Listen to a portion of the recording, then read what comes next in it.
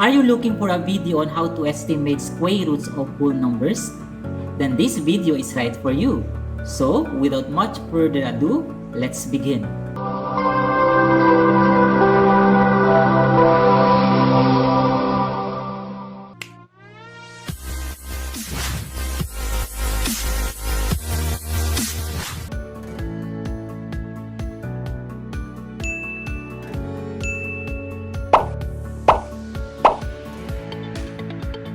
Hi, my name is Rowel Carpio, a math teacher and a coach, and I do math tutorial in my YouTube channel. In this video, I'm going to present to you how to estimate square roots of whole numbers.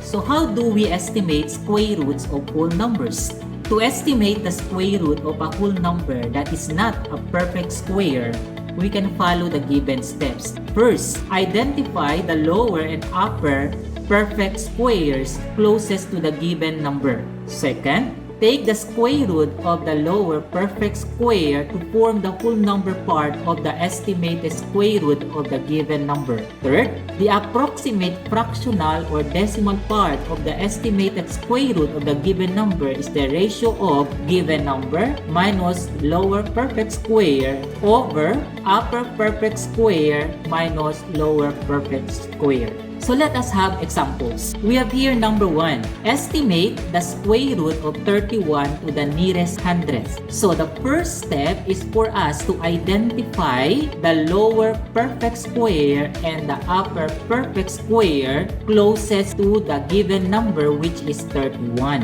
The lower perfect square closest to 31 is 25. And 25 is a perfect square because the square root of 25 is equal to 5. Then next, we are going to identify the upper perfect square closest to 31. And that perfect square closest to 31 is 36. And the square root of 36 is equal to 6. So meaning to say that the square root of 31 is between 5 and 6. But since 31 is closer to 36 than to 25, so meaning to say that the square root of 31 is closer to 6 than to 5. So if we are going to approximate the position of the square root of 31, so more or less it's somewhere here because it is closer to 6 than to 5. Now, the next step is for us to get the fractional or the decimal part of the estimated value of the square root of 31. So, to get the approximate fractional or decimal part, we have to get the ratio of the given number, which is 31, minus the lower perfect square, which is 25, over the upper perfect square, which is 36, minus 25. Now, 31 minus 25 is equal to 6, while 36 minus 25 is equal to 11. So in other words, the estimated value of the square root of 31 is 5 and 6 over 11, or in decimal form to the nearest hundredth is 5.55. Now let's proceed to our second example. We have here estimate the square root of 50 to the nearest hundredth.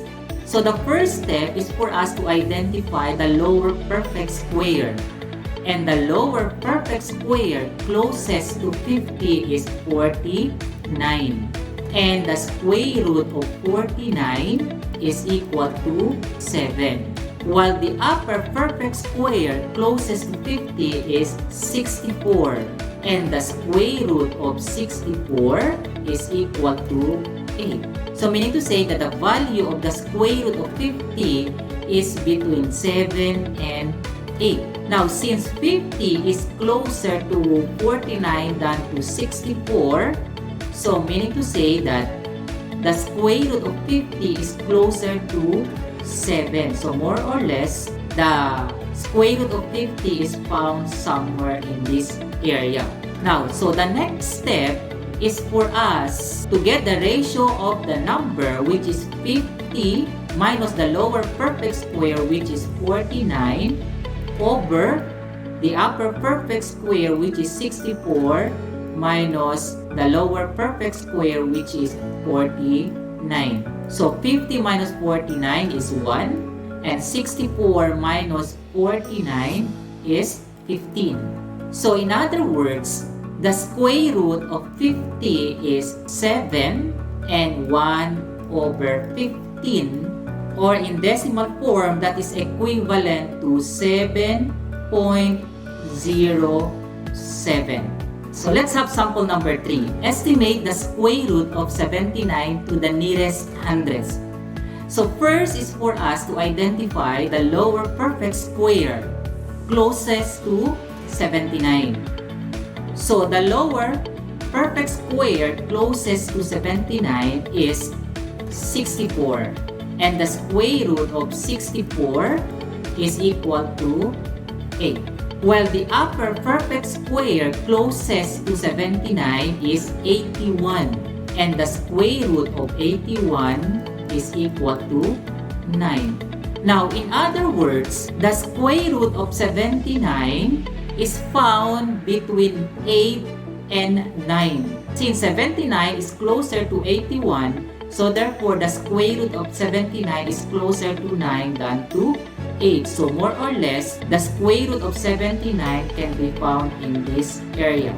Now, the next thing is for us to get the ratio of the number which is 79 minus the lower perfect square which is 64 over the upper perfect square which is 81 minus the lower perfect square which is 64. So 79 minus 64 is 15, while 81 minus 64 is 17. So meaning to say that the estimated value of the square root of 79 is 8 and 15 over 17. Or in decimal form to the nearest hundredths is equal to 8.88. Now let's proceed to sample problem number 4. We have here, estimate the square root of 92 to the nearest hundredths. So first is for us to identify the lower perfect square closest to 92. And the lower perfect square closest to 92 is 81.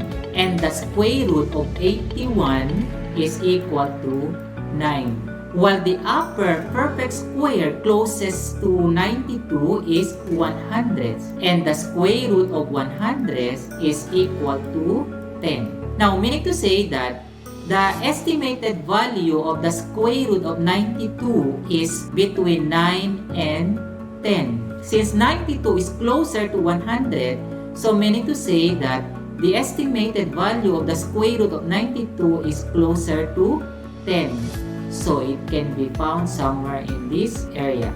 Now, the next step is for us to get the ratio of the given number which is 92 minus the lower perfect square which is 81 over the upper perfect square which is 100 minus the lower perfect square which is 81. So 92 minus 81 is 11 and 100 minus 81 is 19.